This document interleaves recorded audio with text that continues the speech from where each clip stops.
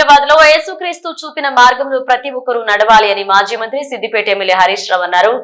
God vision association of Telangana ఆధ్వర్యంలో సికింద్రాబాద్ లోని CSI Wesley church లో జరిగిన క్రిస్మస్ వేడుకల్లో ముఖ్య అతిథిగా హరీష్ రావు పాల్గొన్నారు.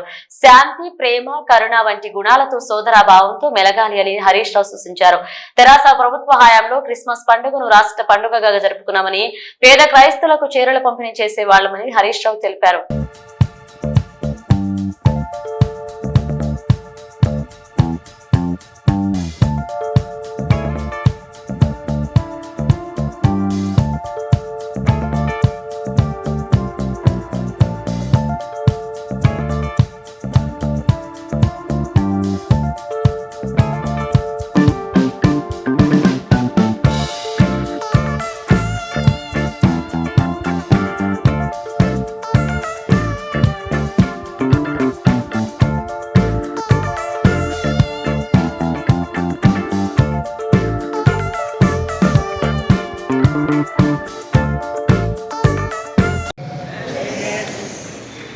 తప్పకుండా ఉంటారు. డిసెంబర్ మాసం వచ్చిందంటే ప్రపంచవ్యాప్తంగా ఉండే క్రైస్తవులందరూ సంతోషంగా ఉంటారు.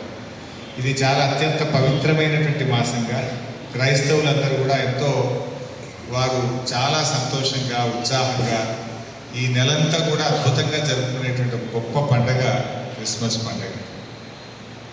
ఎప్పుడో 2000 సంవత్సరాల క్రితం క్రిస్మస్ యేసు మహాప్రభు పుడితే 2000 సంవత్సరాల తర్వాత కూడా మనందరము ఆయనను ప్రార్థిస్తున్నాము.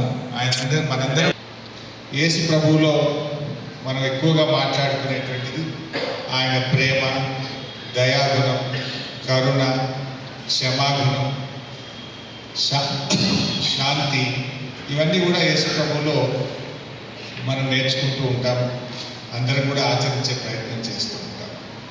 అంటే ప్రతి మనిషిలో కూడా కావాల్సింది ప్రేమ, కరుణ, దయాగుణం అనేటువంటిది ప్రతి మనిషిలో కూడా ఉంటారు. అదే మనిషిని ఉన్నతమైనటువంటి స్థానానికి తీసుకువెళ్తుంది. ఉన్నతమైనటువంటి స్థానం అంటే సంపద ఉండడమో, పదవి ఉండడమో కాదు. మనిషి తన గుణగణాలతో చాలా ఉన్నతంగా జీవించేవాడే నిజంగా ఉన్నతమైనటువంటి స్థానంలో ఉండేటువంటి వాడు. నీ హోదాను బట్టి, నీ సంపదను బట్టి నీకు ఉన్నతనం రాదు. అది నీ గుణంను బట్టి వస్తుంది, నీ యొక్క నడవడికను బట్టి వస్తుంది, నీ మంచితనాన్ని బట్టి వస్తుంది అనేది యేసు ప్రభు మనందరికీ కూడా ఆయన బోధించడం జరిగింది. ఆయన క్షమాగుణం కూడా చాలాసార్లు మనం చెప్పుకుంటూ ఉంటాం. ఎవరైతే యేసు ప్రభువును పట్టించిన వారు ఉన్నారో, సిలువపై ఉన్నప్పుడు ఆయనని హేళన చేసిన వారు ఉన్నారు, ఎవరైతే సిలువ మీద ఆయనను చంపడానికి ప్రయత్నం చేస్తున్నారో వారందరినీ కూడా క్షమించమని ప్రార్థన చేసినటువంటి గొప్ప మహనీయుడు యేసు ప్రభు. ఆయన నుంచి అవన్నీ కూడా మనం నేర్చుకోవాల్సి వస్తుంది. సో అలాంటి యేసు ప్రభు యొక్క జన్మదినం డిసెంబర్ 25వ తేదీన ఉంటుంది. మరి ప్రపంచమంతా కూడా ఈ నెలంతా కూడా మరి క్రిస్మస్ పండుగను జరుపుతూ ఉంటారు. ఈ నెలంతా కూడా జరుపుతారు. అసలు ప్రపంచంలో అతి ఎక్కువ మంది జరుపుకునేటువంటి పండుగ ఏదంటే అది క్రిస్మస్ పండుగ. సో ఈరోజు గాడ్స్ విజన్ ఆధ్వర్యంలో ఈ గొప్ప పండుగ జరుపుకోవడం నాకు చాలా సంతోషంగా ఉంది. మీతో పాటు పాల్గొనడం. గౌరవనీయులు తెలంగాణ రాష్ట్ర తొలి ముఖ్యమంత్రి కేసీఆర్ గారు కూడా మీ అందరూ కూడా తెలుసు, క్రిస్మస్ పండుగను అధికారికంగా జరిపిన ఒకే ఒక్క ముఖ్యమంత్రి భారతదేశంలో కేసీఆర్.